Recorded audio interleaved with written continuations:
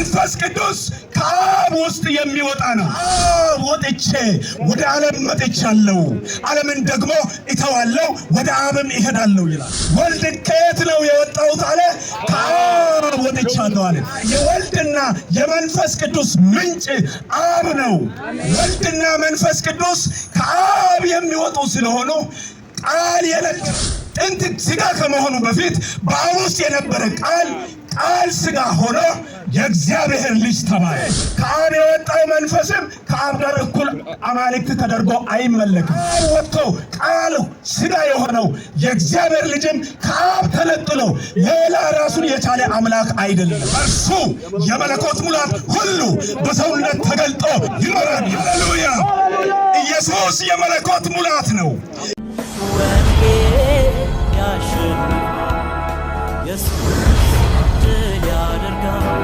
በእርሱ ሁሉ ይሆናል፣ ለዓለም ብርሃን ይበራል።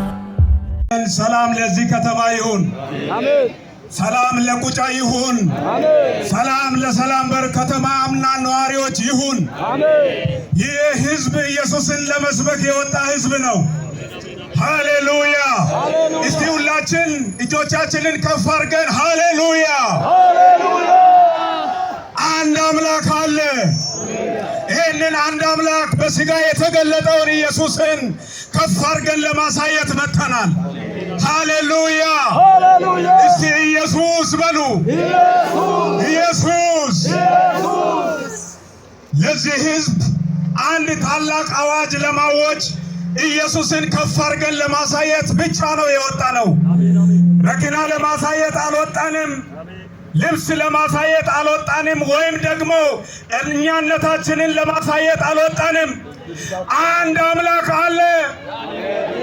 በብሉይ ኪዳን መንፈስ የነበረ በአዲስ ኪዳን እኔና እናንተን ለማዳን በሥጋ ተገልጦ በበረት መካከል ተገኝቶ የባሪያ መልክ ይዞ በምስሉ እንደ ሰው ተገኝቶ ራሱን አዋርዶ በመስቀል ላይ ተንጠልጥሎ እኔና እናንተን ደሙን አፍስሶ ለመዋጀት የመጣውን ኢየሱስን ለመናገር ወደዚህ ወደ ሰላም በር ከተማ ወጥተናል። መጽሐፍ ቅዱስ እንደዚህ ይላል። ሁለተኛ ቆሮንቶስ ምዕራፍ 11 ቁጥር 4 ላይ እንደዚህ ይላል፣ የሚመጣውም ያልሰበክነውን ሌላ ኢየሱስ ወይም ደግሞ ያላገኛችሁትን ልዩ መንፈስ ወይም ያልተቀበላችሁትን ልዩ ወንጌል ብታገኙ በመልካም ትታገሱታላችሁ ይላል። ዛሬ ብዙ መጽሐፍ ቅዱስ የያዙ ነገር ግን ልዩ ኢየሱስ የሚሰብኩ ስለ መንፈስ ቅዱስ የሚናገሩ ነገር ግን ልዩ መንፈስ የጠጡ ወንጌል የሚሰብኩ ነገር ግን እውነተኛ ወንጌል አይደለ እግዚአብሔርን ሦስት የሚያደርግ አንዱን አምላክ በአካል የሚከፋፍል ብዙ የሐሰት ትምህርቶች ወደ ዓለም ወጥተዋል። መጽሐፍ ቅዱስ ሲናገር የሁሉ ነገር ምንጭ የሆነ አንድ አምላክ አብ አለ ይላል። እስቲ አንድ አምላክ አብ አለ በሉ። ይቺ ቤተ ክርስቲያን አብ፣ ወልድ፣ መንፈስ ቅዱስ አንድ አምላክ ብላ ታመልካለች። ምንድነው ልዩነታችን ካላችሁ ሦስት አካል ብለን አናመልክም። ይህንን አምላክ ዛሬ እንሰብካለን። ይህንን ኢየሱስ ዛሬ እንሰብካለን።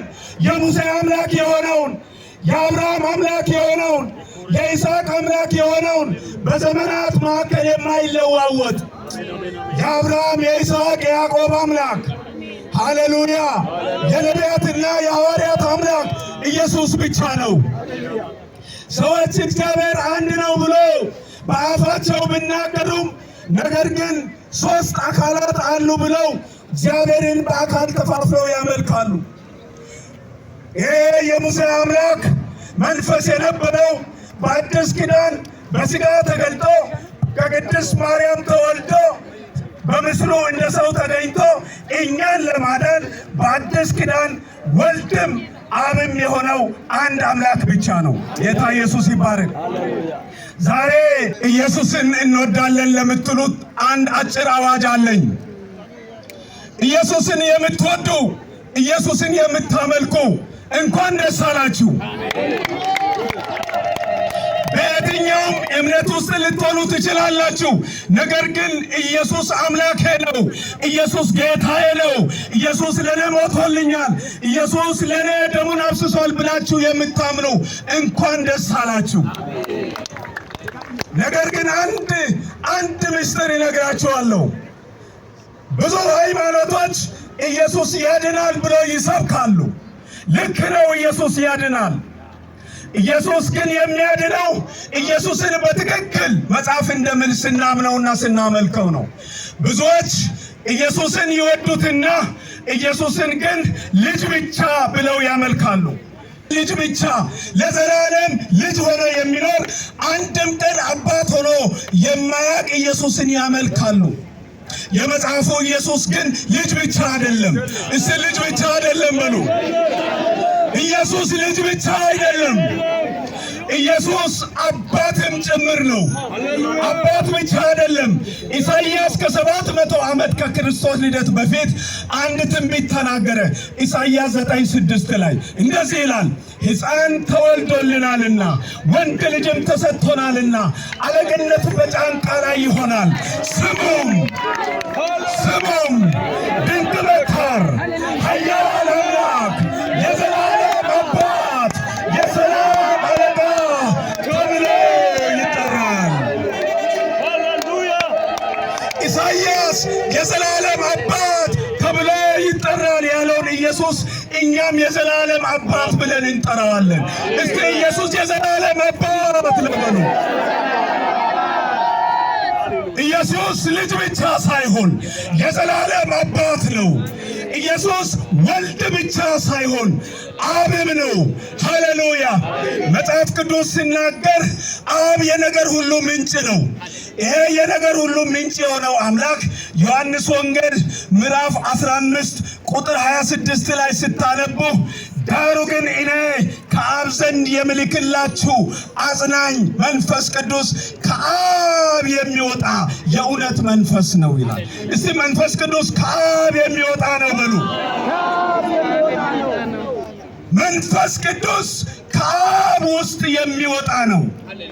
ዮሐንስ ወንጌል ምዕራፍ 16 ቁጥር 28 ላይ እንደዚህ ይላል፣ ከአብ ወጥቼ ወደ ዓለም መጥቻለሁ፣ ዓለምን ደግሞ እተዋለሁ፣ ወደ አብም እሄዳለሁ ይላል።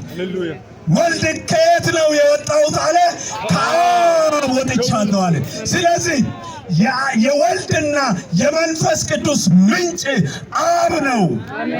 ለዚህ ነው ወልድና መንፈስ ቅዱስ ከአብ የሚወጡ ስለሆኑ ቃል የነበረው ወልድ ጥንት ሥጋ ከመሆኑ በፊት በአብ ውስጥ የነበረ ቃል ሥጋ ሆኖ የእግዚአብሔር ልጅ ተባለ።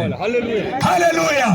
ስለዚህ ከአብ የወጣው መንፈስም ከአብ ጋር እኩል አማልክት ተደርጎ አይመለክም።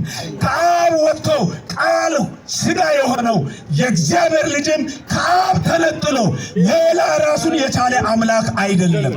ሃሌሉያ! አብ ቃሉን ሥጋ አድርጎ በዛ ሥጋ ሰውነት በሙላት ተገለጠ። ቆላስይስ ምዕራፍ 2 ቁጥር 9 ላይ እንደዚህ ይላል፣ በእርሱ የመለኮት ሙላት ሁሉ በሰውነት ተገልጦ ይኖራል ይላል። ሃሌሉያ! ኢየሱስ የመለኮት ሙላት ነው። ኢየሱስ በሰውነቱ የእግዚአብሔር ልጅ ነው። ኢየሱስ በመለኮትነቱ እግዚአብሔር ነው፣ አብ ነው። ሃሌሉያ! ዛሬ በእኛና በእናንተ መካከል በመንፈሱ በመገኘቱ ምክንያት መንፈስ ቅዱስ ነው።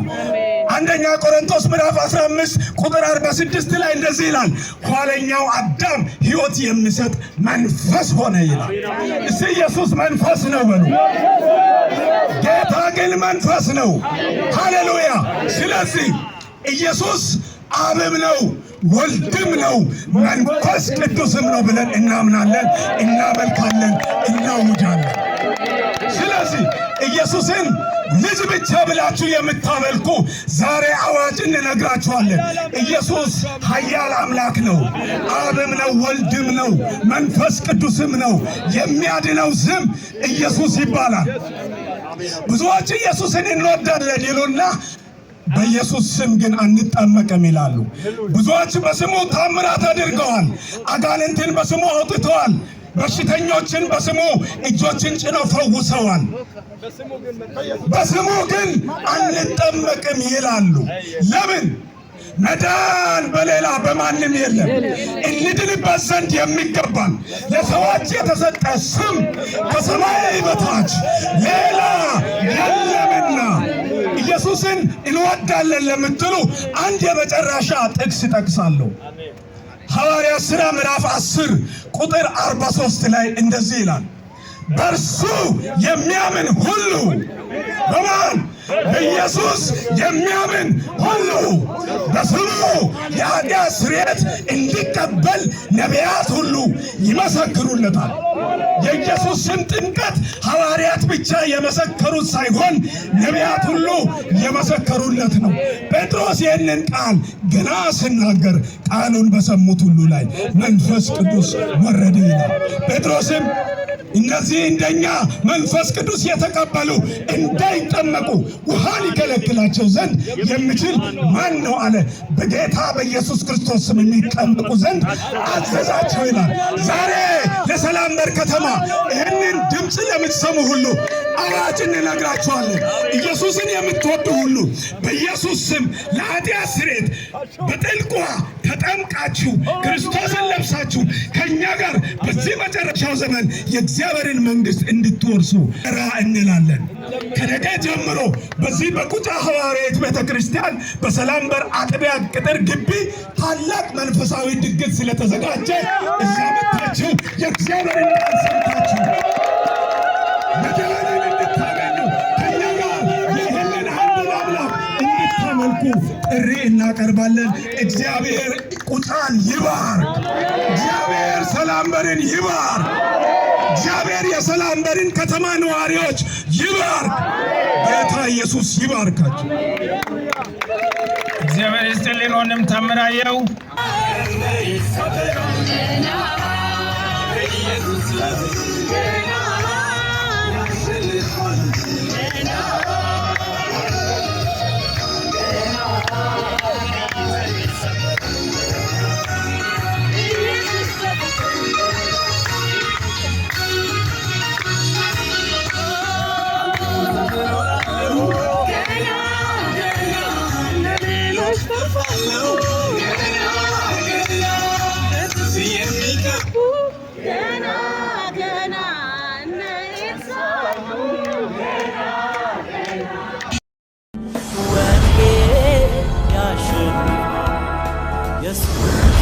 ድል ያደርጋል በእርሱ ሁሉ